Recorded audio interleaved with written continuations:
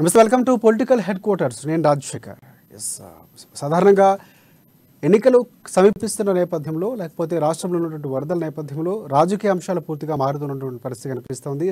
మారుతున్నటువంటి రాజకీయ పరిణామాలు, అలాగే ఇప్పుడున్నటువంటి కరెంట్ సిచ్యువేషన్లో నడుస్తున్నటువంటి రాజకీయ హై టెన్షన్ పవర్లో నడుస్తున్నటువంటి ఇష్యూస్పై ఈరోజు మనం పొలిటికల్ హెడ్ క్వార్టర్స్లో చర్చిద్దాం. ముందుగా చూసుకుంటే హైదరాబాద్ ప్రతినిధి రాజు మనకి అందుబాటులో ఉన్నారు. ఎస్, సీఎం కేసీఆర్ అధ్యక్షతన క్యాబినెట్ మీటింగ్ అనేది ఇప్పుడు ప్రాధాన్యతను సంతరించుకుంది. చివరి సెషన్, అసెంబ్లీ సెషన్ అనేది చివరిగా ఎన్నికలు నేపథ్యంలో జరుగుతున్న నేపథ్యంలో దానికి సమాయత్తం ఎలా అవ్వాలి, ఎలాంటి అంశాలపై మనం ప్రధానంగా చర్చించాలని 50 అంశాలు ప్రధానంగా చర్చించుకోవాల్సిన అవకాశం కనిపిస్తుంది. ఇక రైతు రుణమాఫీ, నిరుద్యోగ వృద్ధి, గృహలక్ష్మి పథకాలకు ఆమోద ముద్ర వేసే అవకాశం ఉందనేది ఒక క్వశ్చన్ మార్క్. అలాగే భారీ వర్షాలతో నష్టపోయిన రైతాంగాన్ని ఆదుకునే చర్యలకు ఆమోదం తెలిపే ఛాన్స్ ఉందని కూడా తెలుస్తున్నటువంటి పరిస్థితి. ప్రధానంగా గవర్నర్ తిప్పి పంపినటువంటి బిల్లులపై ఏదైతే గవర్నర్ గతంలో తిప్పినటువంటి బిల్లులు, అలాగే దానిపై వివరణ కోరినటువంటి బిల్లు సంబంధించినటువంటి చర్చ కూడా నిర్ణయం తీసుకునే అవకాశం కనిపిస్తుంది. ప్రతిపక్షాలు ఆత్మరక్షణకు నెట్టేలా కేబినెట్ నిర్ణయాలు ఉండేలాగా అవకాశం ఉన్నట్లు తెలుస్తుంది. మొత్తానికి వీటిపై పూర్తి సమగ్ర సమాచారం అందిస్తారు. రాజు చెప్పండి, అక్కడ ఉన్నటువంటి పూర్తి అప్డేట్స్ ఏంటి, ఎలా జరగబోతుంది? రాజశేఖర్, 22 గంటలకు సీఎం కేసీఆర్ అధ్యక్షతన కేబినెట్ సమావేశం జరగనుంది. ఈ ఒక సుదీర్ఘమైన కేబినెట్ జరిగే వార్తలు వినిపిస్తున్నా. ముఖ్యంగా ఎన్నికలు కూడా దగ్గరలో ఉన్నాయి. ముఖ్యంగా వచ్చే నెల 3వ తారీఖు నుండి కూడా అసెంబ్లీ సమావేశాలు కూడా స్టార్ట్ కాబోతున్న నేపథ్యంలో ఈ రోజు జరగబోయే సమావేశానికి అయితే అత్యంత ప్రాధాన్యత సంతరించుకుంది. అదేవిధంగా ఇటీవల ఏదైతే వర్షాలు, వరదలతో, ఈ వర్షాలతో రైతాంగం అయితే తీవ్రంగా నష్టపోయింది. అదేవిధంగా రోడ్లు అయితే ఎక్కడికక్కడ డ్యామేజ్ అయిన పరిస్థితి. ముఖ్యంగా భూపాలపల్లి జిల్లా, ములుగు జిల్లా, ఉమ్మడి వరంగల్ జిల్లాలో, అదేవిధంగా ఖమ్మం జిల్లాలో అయితే చాలా వరకు నష్టం జరిగిందని చెప్పి కూడా అధికారులు అయితే ప్రాథమికంగా అంచనా వేయడం జరిగింది. అదేవిధంగా ఈ రోజు కేబినెట్ సమావేశంలో వీటన్నిటిపై చర్చించే అవకాశం ఉంది. ముఖ్యంగా ఎంత వరకు నష్టం జరిగిందో, ముఖ్యంగా 3,000 కోట్ల వరకు నష్టం జరిగిందని చెప్పి కూడా అధికారులు చెప్పిన నేపథ్యంలో ఈ రోజు కేబినెట్ సమావేశంలో కూడా నష్టాన్ని కూడా అంచనా వేసే పరిస్థితి కూడా ఉంది అని చెప్పి చెప్తా ఉన్నారు. అదేవిధంగా ఎన్నికలు దగ్గరికి వస్తున్నాయి కాబట్టి ఈ ఎక్కువ టైం కూడా లేదు కాబట్టి అయితే పెండింగ్ అంశాలు ఉన్నాయి. ప్రభుత్వం మేనిఫెస్టోలో పెట్టింది, బీఆర్ఎస్ పార్టీ మేనిఫెస్టోలో 2018లో ఇచ్చిన హామీ ఉన్న నిరుద్యోగ వృత్తి కావచ్చు, సొంత స్థలం ఉంటే ఇల్లు కట్టుకోవడానికి, వేరే పథకం ఏదైతే ఉందో దానికి నిధులు చేకూర్చడానికి కావచ్చు, గృహలక్ష్మి పథకం కింద. అదేవిధంగా రైతులకు ఇంతవరకు అయితే పాక్షికంగానే రుణమాఫీ అయింది. 1,00,000 వరకు రుణమాఫీ చేస్తామని హామీ ఇవ్వడం జరిగింది గతంలో. ఆ హామీ కూడా నెరవేరలేదు. ఈ అన్నింటి హామీ ఒకవైపు రైతాంగం, మరోవైపు విద్యార్థులు కొద్దిగా ప్రభుత్వంపై వ్యతిరేకతతో ఉన్నారు. ఈ నేపథ్యంలోనే వారన్నిటికీ కూడా ఈరోజు ఒక సానుకూలమైన ప్రకటన, ఆమోద ముద్ర వేసే, కేబినెట్ ఆమోద ముద్ర వేసే అవకాశం ఉందని చెప్పి చెప్తున్నారు. అదేవిధంగా ప్రభుత్వ ఉద్యోగులకు ఇచ్చే పిఆర్సీ ఏదైతే పెండింగ్ ఉందో వాటిపై కూడా నిర్ణయం తీసుకుంటారని చెప్పి తెలుస్తా ఉంది. అదేవిధంగా ఆర్టీసీ ఉద్యోగులకు జీతభత్యాల పెంపుపై కూడా నిర్ణయం తీసుకుంటారని చెప్పి తెలుస్తా ఉంది. అదేవిధంగా బద్వేల్లో 200 ఎకరాల హెచ్ఎండి ఆధ్వర్యంలో స్థలం ఏదైతే ఉందో భూములు అమ్మడం ద్వారా ప్రభుత్వానికి ఆదాయం సమకూర్చుకోవాలని చెప్పి ఏదైతే ఉందో దానిపై కూడా కేబినెట్ సమావేశంలో నిర్ణయం తీసుకునే అవకాశం కనిపిస్తా ఉంది.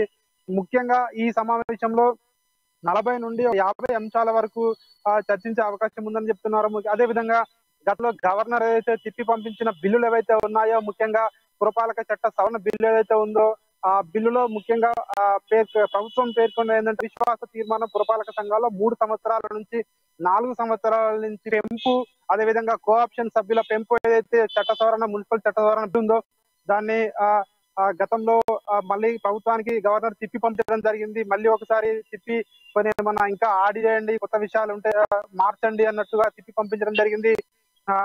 అదే విధంగా రాష్ట్ర ప్రైవేట్ యూనివర్సిటీలు, కొత్త యూనివర్సిటీలకు ఆమోద ముద్ర వేసేందుకు కూడా ఒక బిల్ అయితే ప్రైవేట్ యూనివర్సిటీల బిల్లు రాష్ట్ర ప్రభుత్వం తీసుకురావడం జరిగింది. దాన్ని కూడా గవర్నర్ తిప్పి పంపించడం జరిగింది. అదేవిధంగా వైద్య విద్యలో పాలనాపరమైన పోస్టులు ఏవైతే ఉన్నాయో ఆ పోస్టులకు వయో పరిమితి పెంపు బిల్లును గవర్నర్ తిరస్కరించడం జరిగింది, రిజెక్ట్ చేయడం జరిగింది. సో ఈ బిల్లులపై కూడా ఈ సమావేశంలో, కేబినెట్ సమావేశంలో నిర్ణయం తీసుకునే అవకాశం ఉంది. ఎందుకంటే ఇంకా 3 రోజుల్లో అసెంబ్లీ సమావేశాలు స్టార్ట్ అవుతున్నాయి కాబట్టి ఈ బిల్లు ఇప్పుడు కేబినెట్ ఆమోద ముద్ర వేసి ఈ బిల్లులను అసెంబ్లీలో ప్రవేశపెట్టడం ద్వారా తిరిగి గవర్నర్ కు పంపడం ద్వారా గవర్నర్ అప్పుడు రిజెక్ట్ చేయడానికి అవకాశం ఉండదు. ఎందుకంటే ఒక్కసారి మాత్రమే గవర్నర్ బిల్లులను తిప్పి పంపే అవకాశం ఉంటుంది. రాజ్యాంగం ప్రకారం ఖచ్చితంగా 2వసారి రాష్ట్ర ప్రభుత్వం అసెంబ్లీ ఆమోదించి పంపించిన తర్వాత ఖచ్చితంగా గవర్నర్ ఆమోద ముద్ర వేయవలసి ఉంటుంది. కాబట్టి ఏవైతే ప్రభుత్వం ప్రతిష్టాత్మకంగా తీసుకుందో బిల్లులు ఏవైతే ఉన్నాయో వాటన్నిటికీ కూడా ఆమోద ముద్ర వేసే అవకాశం ఉంది. అదేవిధంగా ఆసరా పెన్షన్లు ఏవైతే ఉన్నాయో వాటిపై కూడా పెంపు వార్తలు వినిపిస్తా ఉన్నాయి. ప్రతిపక్షాలకు ఎక్కడా కూడా అవకాశం లేకుండా ఏవైతే ఆసరా పెన్లు ఇప్పటికే దివ్యాంగులకు 1000 రూపాయలు పెంచి 3016 నుంచి 4016 చేయడం జరిగిందో, అదే విధంగా వృద్ధులకు ఇచ్చే పెన్షన్స్ కూడా పెంచుతారని చెప్పి కూడా వైపు వార్తలు వినిపిస్తా ఉన్నాయి. అంటే ప్రతిపక్షాలు ఇప్పటికే కాంగ్రెస్ పార్టీ ఇప్పటికే డిక్లేర్ చేసింది 4000 పెన్షన్ గ్యారంటీ అని చెప్పి. రైట్ రాజు, ఒకటి అంటే ప్రభుత్వం ముందు చాలా సమస్యలు ఉన్నాయి. అంటే ఇప్పుడు జరుగుతున్నటువంటి ఏదైతే వాతావరణ మార్పులు వచ్చిన నేపథ్యంలో వరదలకు సంబంధించి చాలా విమర్శలు వెలువెత్తుతున్నాయి. గతంలో దళిత బంధు కానీ కొన్ని వీటిపై అంటే ప్రెస్ మీట్ పెట్టిన నేపథ్యంలో అంటే సమావేశం ఏదో సమీక్ష సమావేశం నిర్వహించారు. కేసీఆర్ స్వయంగా అంత అవినీతి గురించి ప్రస్తావించినటువంటి సందర్భాలు ఉన్నాయి. అవన్నీ కూడా ఇప్పుడు ప్రతిపక్షాలకు అస్త్రాలుగా మారే అవకాశం ఉంది. ఈ నేపథ్యంలో ఎలా ఎదుర్కోవాలి, ఎలాంటి లెక్కలు వారికి చెప్పే ప్రయత్నం చేయాలి, ఇవన్నీ కూడా అంటే దళిత బంధుకు సంబంధించి రెండో విడత కానీ చాలా సమస్యలు ఉన్నాయి. ఇవన్నీ కూడా ఎలాంటి ప్రణాళికతో ముందుకెళ్లే అవకాశం ఉంది, చర్చించే విధంగా ఏమైనా కనిపిస్తుంది అనుకోవచ్చు మనం ఈ 50 అంశాల్లో? ఖచ్చితంగా రాజశేఖర్, ఎందుకంటే వచ్చే 3 రోజుల్లో అసెంబ్లీ స్టార్ట్ కాబోతుంది. ఖచ్చితంగా ప్రతిపక్షాలు అయితే ఇప్పటికీ అస్త్రశస్త్రాలతో సిద్ధంగా ఉన్నాయి. ఎందుకంటే వరదలతో రైతాంగం అయితే రాష్ట్ర వ్యాప్తంగా పూర్తిగా నష్టపోయిన పరిస్థితి ఉంది. చాలా వరకు కొన్ని వందల ఎకరాల్లో కూడా వందలాది ఎకరాల్లో పంట నష్టం జరిగింది. సో అదే విధంగా చాలా మంది ప్రాణాలు కూడా కోల్పోవడం జరిగింది. ఎక్కడికక్కడ రోడ్లు కూడా దిగిపోయిన పరిస్థితి ఉంది. ఇప్పటికీ కూడా కొన్ని గ్రామాలకు సో రాకపోకలు స్తంభించిపోయిన నేపథ్యంలో ఖచ్చితంగా ప్రతిపక్షాలు ఈ అంశాన్ని ఖచ్చితంగా లేవనెత్తే అవకాశం ఉంది. అదే విధంగా రెండవ విడత దళిత బంధు అయితే ఉందో, దళిత బంధు కూడా ఇప్పటికీ కూడా చాలా మందికి ఇంకా అందలేదు, కొందరికే ఇచ్చారని చెప్పి కూడా విమర్శలు వస్తున్న నేపథ్యంలో ప్రభుత్వం తాజాగా ప్రవేశపెట్టిన ఏదైతే బీసీ 1,00,000 రూపాయలు కానివ్వండి, అదేవిధంగా మైనారిటీ బంధులు కానివ్వండి, వీటిపై కూడా ఖచ్చితంగా ప్రతిపక్షాలు ప్రశ్నించే అవకాశం ఉంది. దీనికి సంబంధించి ప్రభుత్వం కూడా ఇటు ఈ కేబినెట్ సమావేశంలో అసెంబ్లీ సమావేశాలను కూడా ఏ విధంగా ఎదుర్కోవాలి సో అనే అంశం కూడా ఖచ్చితంగా చర్చకు వస్తుంది. రైట్ రాజు, ఒకటి అంటే ప్రధానంగా చూసుకుంటే చివరి అంటే ఎన్నికలు నిజంగా చెప్పాలంటే కేసీఆర్ ప్రభుత్వానికి ఇది ఒక పరీక్ష సమయం అని చెప్పుకోవచ్చు. చాలా కీలకమైనటువంటి అసెంబ్లీ సమావేశాలు అంటే దానికి సమాయత్తం అవుతున్న నేపథ్యంలో ఏదైతే ఈరోజు సమావేశం నిర్వహించారో మంత్రుల సమావేశం, ప్రధానంగా దానికి సంబంధించి గతంలో చాలా సమావేశాలు బిల్లుల సందర్భంలో కానీ లేకపోతే ఒక ఇష్యూపై చర్చ జరిగినప్పుడు కానీ బయట నుంచి వాకౌట్ చేసి వెళ్ళిపోవడాలు, విమర్శలు, లేకపోతే వేరే డిబేట్ అయినటువంటి పరిస్థితి. అంటే జనాలు చూడడానికి కూడా అసెంబ్లీ సమావేశాలు అంటే ఒక రకమైనటువంటి అసహ్యమైనటువంటి సందర్భాలు కూడా వ్యక్తమయ్యాయి. సో అలాంటి సిచ్యువేషన్స్ ఈరోజు వ్యక్తం కాకుండా ప్రతిపక్షాలు ఎదుర్కొనేందుకు ఎలాంటి ప్లాన్తో వెళ్ళే అవకాశం ఉంది? ఖచ్చితంగా ఈసారి కూడా ప్రతిపక్షాలు ఎందుకంటే ప్రతిపక్షాలకు పెద్దగా సంఖ్య కూడా లేదు. కాంగ్రెస్ పార్టీకి, బీజేపీ పార్టీకి, ముఖ్యంగా కాంగ్రెస్ పార్టీలో గెలిచిన వాళ్ళు కూడా ఇప్పటికే సిఎల్పీని గతంలో బీఆర్ఎస్ పార్టీలో విలీనం చేయడం జరిగింది. కాకపోతే వాళ్ళు ప్రశ్నించినప్పటికీ కూడా సో ఖచ్చితంగా ప్రభుత్వం అయితే సో వాళ్ళని ఎక్కడిక్కడ అడ్డుకునే అవకాశం కనిపిస్తుంది. వాళ్ళకి అక్కడికక్కడ సమాధానాలు చెప్పి ఖచ్చితంగా ప్రభుత్వ పథకాలు ఏవైతే ఉన్నాయో ఖచ్చితంగా వాటిపైనే అంటే ప్రభుత్వం ఇన్ని సంవత్సరాలుగా ఏం చేసింది రాష్ట్రానికి అని సో వాళ్ళు చేసిన పథకాలు కావచ్చు, ఏదైతే అభివృద్ధి చేస్తామని చెప్తున్నారో సో మంత్రులు, ప్రభుత్వము సో వాటిని చెప్పుకోవడానికే ఖచ్చితంగా ప్రాధాన్యం ఇస్తారు అని చెప్పి కూడా మరోవైపు వార్తలు వినిపిస్తున్నాయి.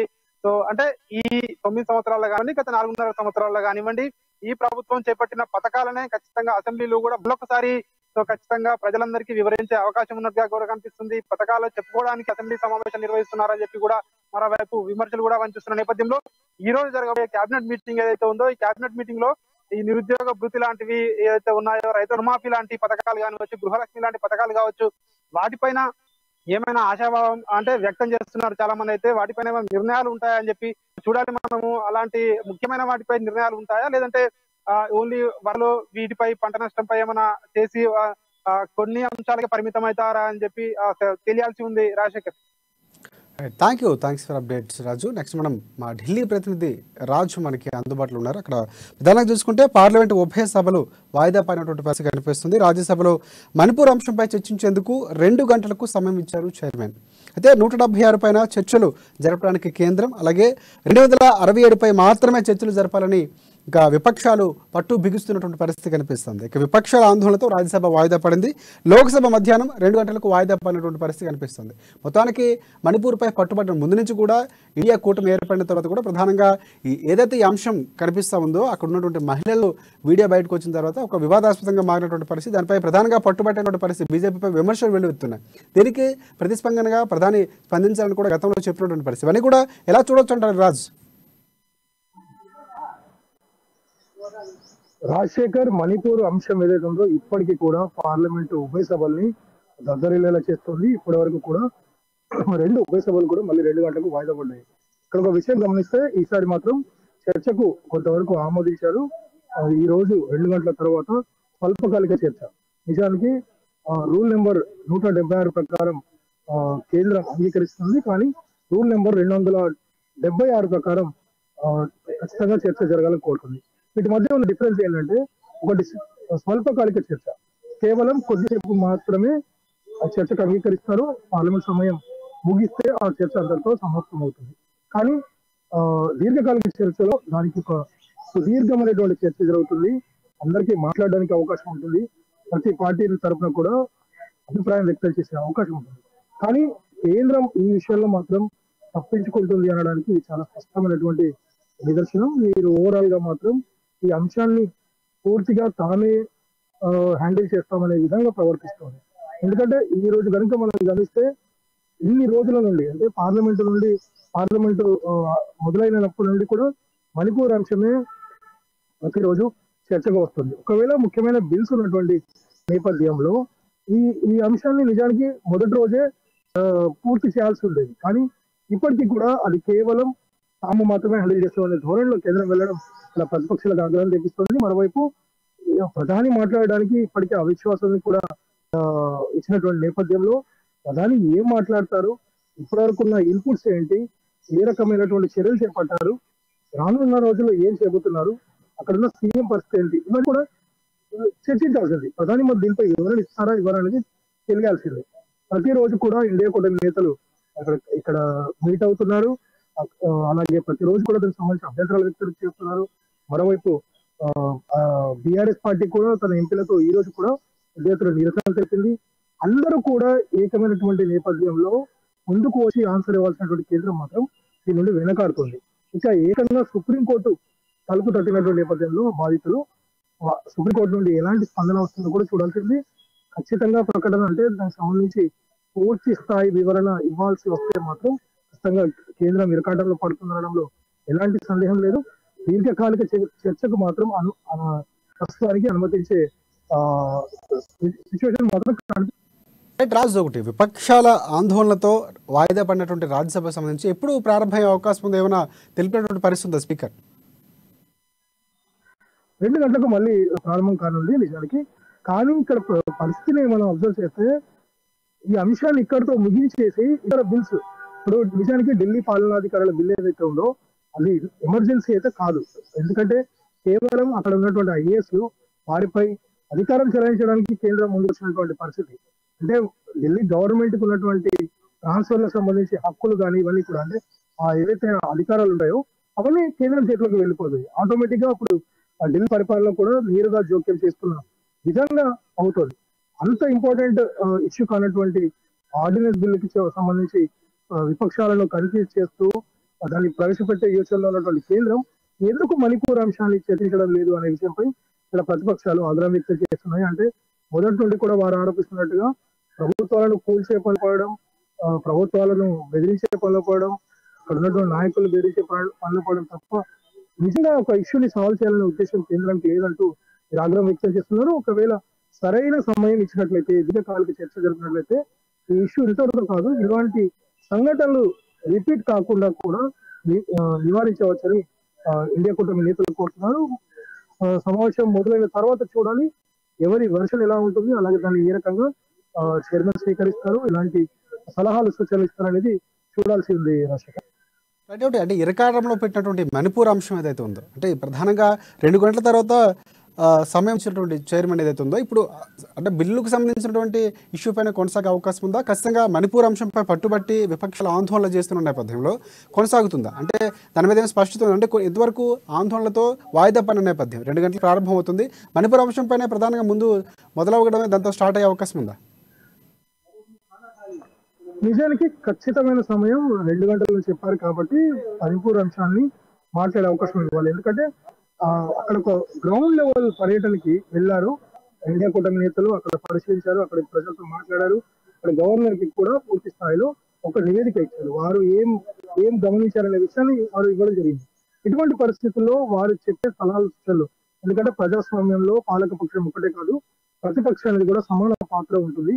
వారిచ్చే సలహాలు సూచనలు అది కూడా అక్కడ రూట్ లెవెల్లో వాళ్ళు తీసుకొచ్చినటువంటి సమాచారం, గమనించినటువంటి అంశాలను వారు సేకరించిన తర్వాత వాటి అభిప్రాయాల్లోకి తీసుకోవాల్సి ఉంటుంది. రైట్. ఒకవేళ మణిపూర్ అంశం ఖచ్చితంగా సభలో చర్చకు వచ్చే అవకాశం ఉంది కాబట్టి ఈ నేపథ్యంలో అమిత్ షా గతంలో చేసిన వ్యాఖ్యలు అంటే ఇందులో కుట్ర కోణం దాగి ఉంది అని ఒక కోణం అయితే, ఇంకోటి మీరు మాట్లాడాలంటే ప్లాట్ఫామ్ ఏదైనా పార్లమెంట్ సభలకు మించినటువంటి ప్లాట్ఫామ్ ఉండదు, ప్రజావాణి వినిపించాలన్నా లేకపోతే వారికి న్యాయం జరగాలని చెప్పినటువంటి రెండు అంశాలు ప్రధానంగా చర్చకు వచ్చే అవకాశం ఉందంటే ఆ నేపథ్యంలో విపక్షాలు ఎదురుదాడి లేకపోతే విమర్శనాస్త్రాలు సంధించే అవకాశం ఏమైనా ఉందా? ఖచ్చితంగా రాజశేఖర్, నిజానికి ప్రతిపక్షాలు మొదటి కూడా కాస్త అర్థవంతమైన చర్చ చేస్తున్నాయి. నిజానికి వారు కోరుతున్నది ఒకటే, అంశాన్ని చర్చించి ముగించాలని. ఎందుకంటే ఒకవేళ అది ముగిస్తే తర్వాత అనేక బిల్స్ గురించి కానీ వాటి గురించి కానీ అభ్యంతరాలు వ్యక్తం చేయొచ్చు. కొందరు మద్దతు తెలుపుతారు, కొందరు వ్యతిరేకించవచ్చు, కొందరు రహస్య ఓటింగ్ లో కూడా పాల్గొనే అవకాశం ఉంది. సో ఇటువంటి పరిస్థితుల్లో మణిపూర్ అంశాన్ని చర్చించడానికి కేంద్రం ముందుకు రావడం లేదు. కేవలం ఒక ప్రకటన చేయడానికి ప్రధాని ఎందుకు వెనుకాడుతున్నారు అనేది ఇక్కడ అన్నిటికంటే కీలకమైనటువంటి అంశం. మరోవైపు విపక్షాలు మాత్రం తమ పట్టు వేయడం లేదు.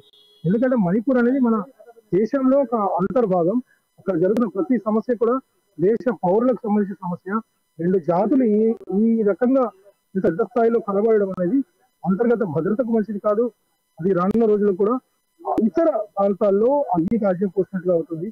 సో ఇటువంటి పరిస్థితుల్లో ఆమె ఇచ్చిన సమాచారాన్ని సేకరించి ఒక అంటే సందర్భానుసారంగా అర్థవంతమైనటువంటి చర్చ జరపడం ద్వారా సమస్యను పరిష్కరించాలని ప్రతిపక్షాలు కోరుతున్నాయి. ఒకవేళ అనుకున్నట్టుగా ఆ విధంగా చర్చ జరిగితే ఇది కూడా ప్రజాస్వామ్యానికి మంచిది.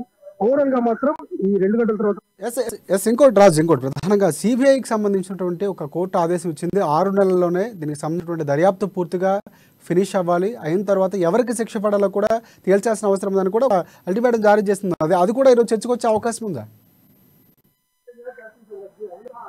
నిజానికి సిబిఐకి సంబంధించిన అంశము సుప్రీంకోర్టు ముందర కేంద్రం ఉంచింది. ఎందుకు సిబిఐ అప్పగించాల్సి వచ్చిందనే విషయాన్ని పూర్తి స్థాయి వివరణ ఇచ్చుకోవడం జరిగింది. అయితే ఇక్కడ ఒక విషయం గమనించాలి, ఆ రాష్ట్రంలో కనుక విచారణ జరిగితే అక్కడ ఇబ్బందికరమైన పరిస్థితులు తలెత్తాయని ఇతర రాష్ట్రాలకు బదిలీ చేయాలని కోరుతుంది. ఇటువంటి పరిస్థితుల్లో సుప్రీంకోర్టు నేరుగా ఇప్పుడు జోక్యం చేసుకున్న నేపథ్యంలో సుప్రీంకోర్టు ఏ రకమైనటువంటి ఇస్తుంది, ఏ రకమైనటువంటి ఆదేశాలు జారీ చేస్తుంది, కేంద్రాన్ని రాష్ట్రాన్ని కనుక ఒకవేళ సుప్రీంకోర్టు సీరియస్ అయినట్లయితే ఖచ్చితంగా అది వారికి మైనస్ పాయింట్ అని చెప్పవచ్చు. ప్రతిపక్షాల మాటలు కూడా బలం చేకూరుతుంది. సో కాసేపట్లో అంటే ఈ రోజు ఈ పూర్తి అంశంపై, మణిపూర్ అల్లర్లకు సంబంధించినటువంటి పూర్తి అంశంపై ఒక క్లారిటీ వచ్చే అవకాశం ఉంది. రానున్న రోజుల్లో కూడా పార్లమెంటు ఏ అంశంపై చర్చ జరుగుతున్న దాంట్లో కూడా ఒక పూర్తి స్థాయి క్లారిటీ అనేది వచ్చే అవకాశం ఉంది. Thanks for updates Raj. Next మనం మా బ్యూరో చీఫ్ కృష్ణమూర్తి మాకు అందుబాటులో ఉన్నారు. టీబీజేపీలో ఇంకా కొనసాగుతున్నటువంటి గందరగోళం, ఎటువైపు ఎవరు అనే అంశంపై బీజేపీలో జోరుగా చర్చ జరుగుతున్నటువంటి పరిస్థితి కనిపిస్తుంది. చేరికల్లో ఎవరు ఏ పార్టీని వేడుతున్నారు అనేది లెక్కలు కూడా వేసుకున్నటువంటి పరిస్థితి కనిపిస్తుంది. బలమా బలహీనమా అన్న సందేహంతో బీజేపీ నాయకులు ఉన్నట్టుగా మనకు తెలుస్తుంది. ముంచుకొస్తున్నటువంటి ఎన్నికల నేపథ్యంలో కొనసాగుతుంది సస్పెన్స్. ముందు నుంచి కూడా చేరికల వైపు ప్రధానంగా దృష్టి పెట్టినటువంటి బీజేపీకి సంబంధించి ఇరకాటంలో పెట్టినటువంటి ఎవరు ఉంటారు, ఎవరు ఎక్కడికి వెళ్తారు, ఏ పార్టీకి వెళ్తారు అనేది గందరగోళం అయితే కొనసాగుతున్న పరిస్థితి కనిపిస్తుంది. ఈ పరిస్థితి నేపథ్యంలో దీనిపై పూర్తి అప్డేట్స్ కృష్ణమూర్తి అందిస్తారు. చెప్పండి. Thank you Rajasekhar. రాష్ట్ర బీజేపీలో కొంత గందరగోళ పరిస్థితి కూడా, అంటే మాజీ ఎమ్మెల్యేలు ఎమ్మెల్సీలు 15 మంది 20 మంది చేరబోతున్నారని చెప్తున్న నేపథ్యంలో అదే స్థాయిలో ఆ పార్టీ నుంచి కొంతమంది మాజీ మంత్రులు, మాజీ ఎమ్మెల్యేలు, మాజీ ఎమ్మెల్సీలు పార్టీని వీడుతున్నారని చెప్పేసి కూడా చర్చ జరుగుతూ ఉన్నది. ముఖ్యంగా మనం గమనించినట్టే ఇటీవల జిట్ట బాలకృష్ణారెడ్డి ఏదైతే యువ తెలంగాణ పార్టీ విలీనం చేసి బీజేపీలో విలీనం చేసి పార్టీలో పనిచేస్తున్నారో ఆయనను కొద్ది కాలం క్రితం బీజేపీ నాయకత్వం సస్పెండ్ చేసింది.